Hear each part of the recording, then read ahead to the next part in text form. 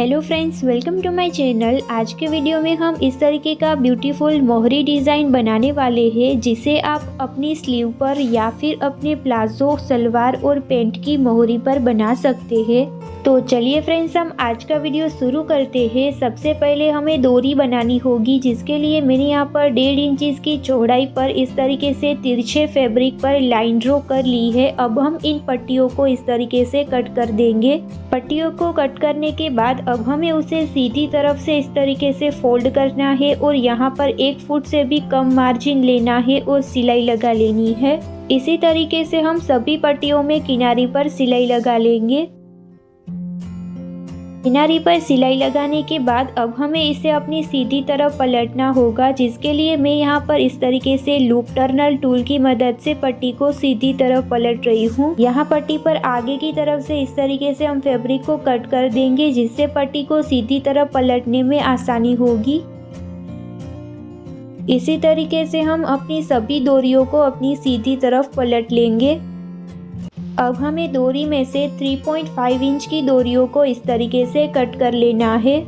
डोरी को बनाने के बाद अब हम फैब्रिक ट्रायंगल बनाएंगे, जिसके लिए मैंने यहाँ पर 3 इंचेस की लंबाई के और चौड़ाई के दोनों ही कलर में फैब्रिक को कट कर लिया है। अब हमें दोनों ही फैब्रिक की सीधी साइड को इस तरीके से आमने सामने रखना है और 1 फुट का मार्जिन लेकर इस तरीके से किनारी पर सिलाई लगा लेनी है।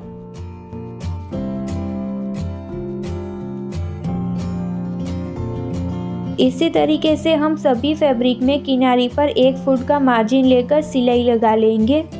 सभी फैब्रिक में किनारी पर सिलाई लगाने के बाद अब हम इनको इस तरीके से अलग कर देंगे। अब हमें इन फैब्रिक को इस तरीके से सेंटर में से कट कर देना है।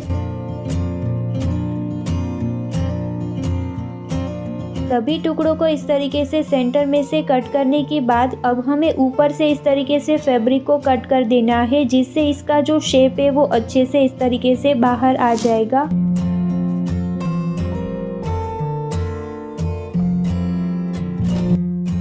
इसके बाद इस पर हमें इस तरीके से अच्छे से प्रेस कर देना है। हमारा फैब्रिक ट्रायंगल इस तरीके से तैयार होने के बाद यहाँ का एक्स्ट्रा फैब्रिक भी हम कट कर देंगे। इसी तरीके से मैंने यहाँ पर अपने सभी फैब्रिक ट्रायंगल को तैयार कर लिया है।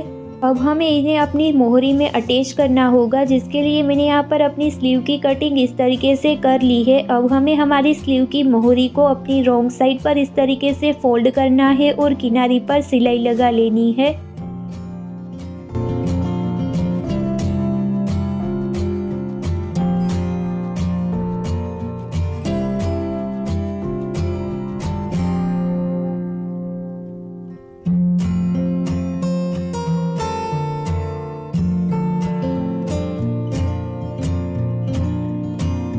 इस तरीके से किनारी पर सिलाई लगाने के बाद अब हमें हमारी फैब्रिक की सीधी तरफ इस तरीके से लाइन ड्रॉ कर लेनी है। मैंने यहाँ पर मोहरी की तरफ से 2 इंच की दूरी पर, फिर 1-1 इंच की दूरी पर इस तरीके से मैंने 4 लाइन ड्रॉ की हुई है।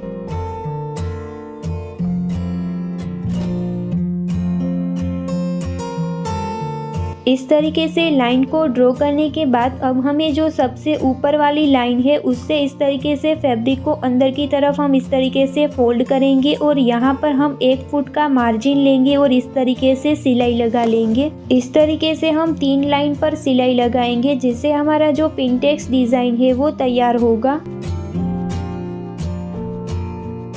यहाँ पर इस तरीके से सिलाई लगाने के बाद अब हमें हमारी दूसरी लाइन पर इस तरीके से फैब्रिक को फोल्ड करना है और यहाँ पर भी हम 1 ही फुट का मार्जिन लेंगे और इस तरीके से सिलाई लगा लेंगे।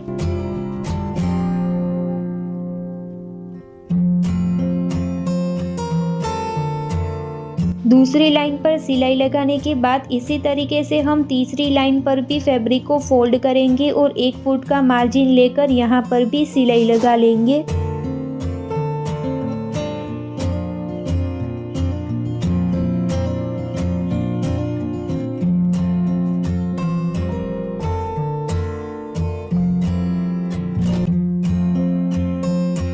इस तरीके से सिलाई लगाने के बाद अब हमें इन्हें नीचे की तरफ इस तरीके से रखना है और इस पर अच्छे से प्रेस कर लेनी है। फैब्रिक पर प्रेस करने के बाद अब हमें नीचे वाली लाइन पर अपना डिजाइन है वो तैयार करना है, जिसके लिए हमें स्टार्टिंग से 1.5 इंच का फैब्रिक इस तरीके से छोड़ देना है और आगे की तरफ हम हमारा डिजाइन अटैच करेंगे। हम हमारे फैब्रिक ट्रायंगल को इस तरीके से तैयार कर लेंगे और नीचे वाली लाइन पर हम उसे इस तरीके से अटैच करेंगे। बीच में हम हमारी डोरी को इस तरीके से डालेंगे। अब हमें यहाँ पर सिलाई लगा लेनी है। अब हम हमारा दूसरा फैब्रिक ट्रायंगल है उसे तैयार कर लेंगे। उसे हमें पहले वाले से थोड़ी दूरी पर इस तरीके से अटैच करना है और जो डोरी है उसे हमें इस तरीके से अंदर की तरफ डालना है। इसी के साथ अब हम दूसरी डोरी लेंगे और उसे भी हमें इसी के अंदर इस तरीके से डालना है।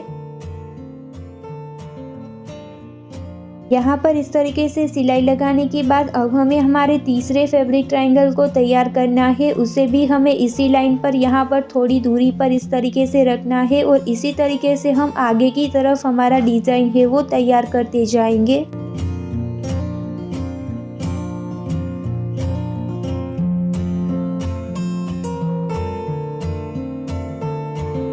इस तरीके से पूरा डिज़ाइन तैयार करने के बाद ऊपर वाला जो एक्स्ट्रा फैब्रिक है उसे हमें इस तरीके से कट कर देना है। फैब्रिक को कट करते वक्त हमें ध्यान रखना है कि हमारा जो नीचे वाला फैब्रिक है वो कट ना हो।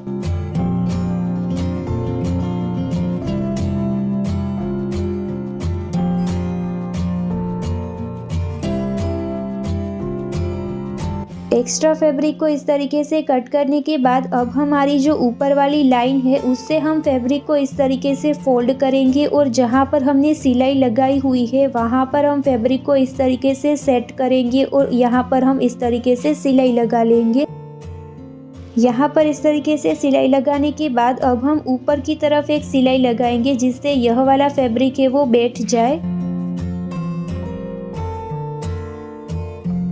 इसी तरीके से हम हमारी दूसरी स्लीव की मोहरी को भी तैयार कर लेंगे। तो फ्रेंड्स, इस तरीके से हमने यहाँ पर हमारी दोनों ही मोहरी को तैयार कर लिया है। आपको वीडियो कैसा लगा मुझे कमेंट करके ज़रूर बताइएगा और वीडियो अच्छा लगा हो तो प्लीज़ उसे लाइक कीजिएगा, अपने फ्रेंड्स के साथ शेयर कीजिएगा और अभी तक हमारे चैनल को सब्सक्राइब नहीं किया है तो प्लीज़ उसे सब्सक्राइब कीजिए और पास वाले बेल आइकन को हिट कीजिए ताकि ऐसी ही इंटरेस्टिंग वीडियो की नोटिफिकेशन आपको आगे भी मिलती रहे।